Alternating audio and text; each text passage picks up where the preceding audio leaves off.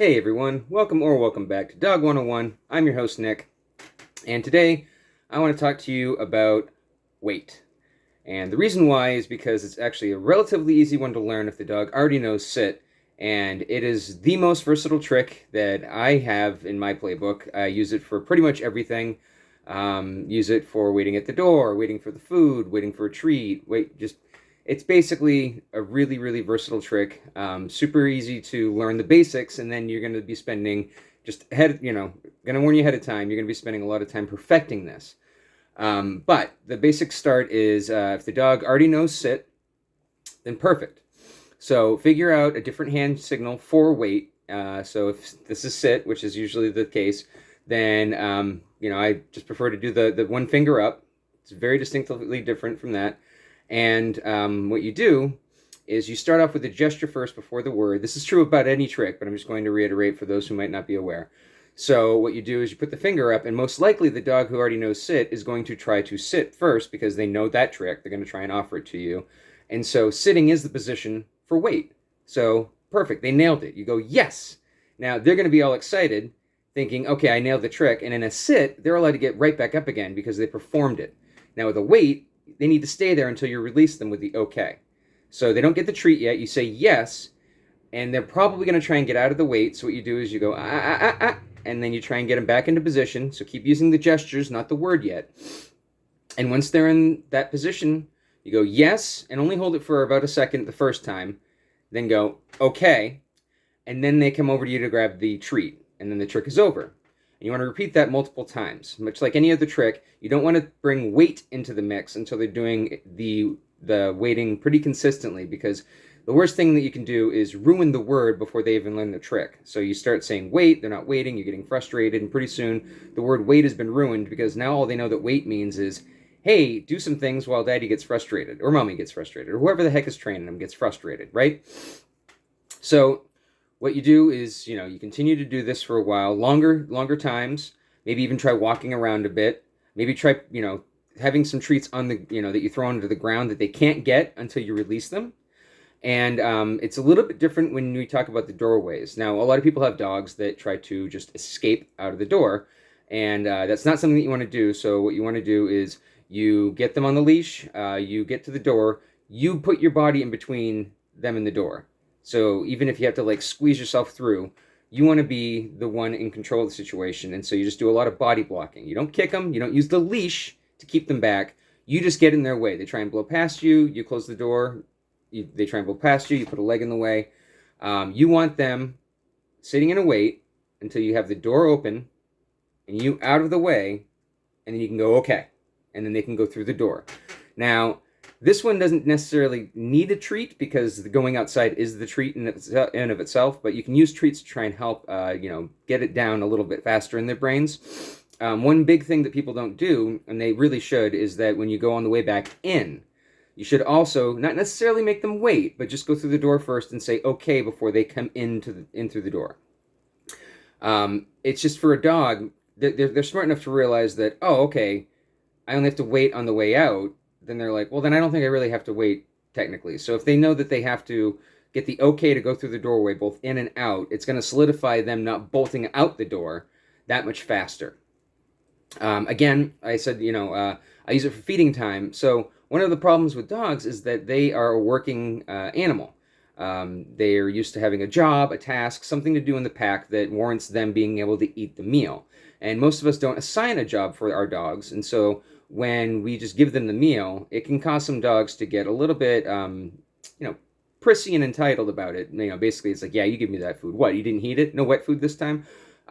So one of the things you can do to help them understand that they did earn it in a way, and that it's your food that you're sharing with them, not their food that you, the servant, has been giving them, is to have them wait for the dish. So again, typically the first dozens of times that you try this, you're going to try setting the dish down. They're going to try and just get it as you're setting it down on the ground. So what you do is you get them in a wait, start to bring the bowl down. They get out of the wait. You go, and the bowl comes back up.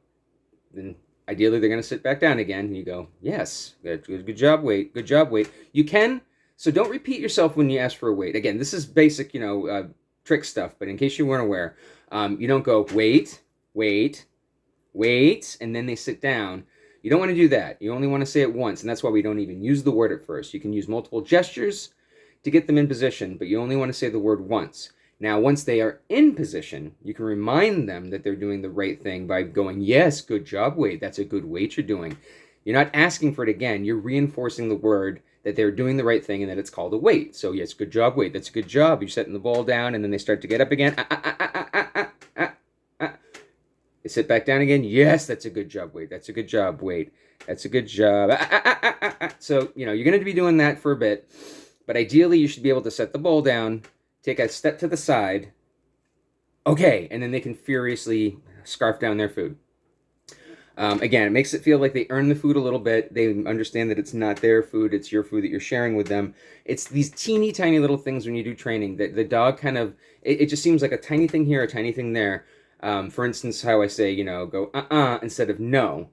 Is just a reminder, oh, we're not doing the thing that we want to do. Whereas no comes off very alpha, and if you have an alpha dog, they're going to try and be the alpha instead of you. And you don't want to have to get into an alpha battle with a dog, especially a pig-headed one. It's best to just try and do the benevolent leader thing. And it's so funny, in an arbitrary, seemingly arbitrary difference, but and no seem to have a big difference in the way the dog is going to react to said command.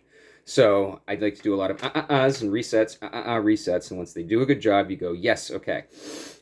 This can come in handy without you even like thinking about it. So for instance, if you're walking down the road, you didn't see it, but there's a dead animal on the road. The dog runs up, sniffs it, maybe even tries to eat it, unfortunately.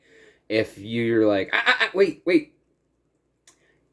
This is a little bit better than leave it. So wait is going to be different from leave it. So you can throw a treat on the ground, have them wait, because they're eventually going to eat it. Ideally, if you do a good leave it, the difference is that they should never get that leave it.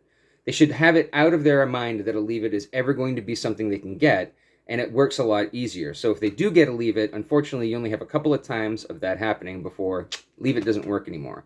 Whereas with wait, it's not yet, and it's a little bit less. It's a little bit less problematic to their training if they get a wait ahead of time. It's just like, if you throw a treat on the ground, you go wait, and they had already scarfed it up. It's just like, all right, we'll try that again. I didn't destroy wait for all of time. However, with leave it, you definitely want to make sure they never get that treat. And, that's for a different lesson. But again, you want to do the wait with the leave it with a lot of body blocking, not the leash or the or other methods. You want to get in the way between them, and that's the easiest, way for them to get the idea with physical body language that doesn't require corrective actions. Again, I do mostly positive dog training. There are certain instances when you might want to go a little bit outside of the positive dog training if you have a special case. But for the most part, you usually want to have at least 90 to 99%, because numbers don't matter on Nick 101. The majority of it you want to have be positive, because then the dog wants to do it for you, and they're happy to do it for you, and they think that you guys have a great communication. It's like, man, different species still speaks my language. This is awesome. So back to the scenario, you're walking down the road, the dog starts running up on a dead animal. If you spot it in time and you go, wait, hopefully if you've done this like hundreds of times, they instinctively stop before they get to the prize. Now, this won't work every time. So the problem is that repetition, and then higher and higher and higher values, higher and like longer weights. You really want to make it a struggle for them. It's just like if you have, a piece of bacon on the floor, but you have a treat in your hand, any dog, even an idiot, is going to be like, I'd rather have the bacon than the treat. So you really want to do some over practicing so that they realize, okay, for not having a piece of bacon on the ground, I got like 10, 20 different, treats, fed to me individually. So it felt like a smorgasbord, whereas, that was just one piece of bacon. You can try and trick them like that. But obviously, once you go outside, it's a completely different scenario than when you're inside. Outside, they have the sights, the smells, the sounds, the distractions. They feel like they're a dog again. They feel like they're in their element. And they really just want to turn their brain off and their nose on. So if it's something exceptionally stinky, like some slightly rotted meat, they're not going to be too interested in the treats in your pouch. So if you have just ingrained it into them, then ideally if you go wait, and then you can lead them away from the animal and give them a whole bunch of treats and praise as a reward, ideally you just save them from potentially getting sick. So it can be a super, super useful trick in pretty much any scenario I can think of. Weight can be utilized to your advantage. So it's a really helpful one. It's pretty easy to train, especially if they already know a sit. And honestly, a lot of it's just repetition, persistence, and making sure that you kind of go at their speed, but don't be afraid to continue to challenge them to make sure that you're doing it, higher priority stuff in front of them. More distractions, big wide open door. You have the door wide open as much as you can, all the way to the side, even some false starts. Doing stuff like that. Really try and put them through their paces, because then in an emergency situation, like I said, if they're going after something and it's going to be potentially harmful or even fatal, like let's say, God forbid, and this is going to be a tough one, but like if you have them really trained and they see something high value that was going to hurt them, like a skunk or porcupine, if you really train the crap out of them, there's a chance, not 100%, but a chance they might go against every one of their predator instincts and actually listen to you instead of going after the really enticing animal that is ultimately going to just be painful to you and them. Whether it's the skunk or the porcupine, it's going to be painful to your noses if it's the skunk. It's going to be painful to them in your wallet if it's the porcupine, because getting those removed is just a nightmare if you're not using a vet, which I highly recommend. If they get hit by a porcupine, you go to a vet. But yeah, so weight is going to be a hopefully fun one for both you and the dog. Lots of tricks, lots of rewards, and very useful if you can get it nailed down. So hopefully that is helpful and you enjoy doing it. And like I said, you're just going to have to do that for weeks and weeks and multiple times. And hopefully they're going to be a good waiting dog for you. All right. Appreciate you.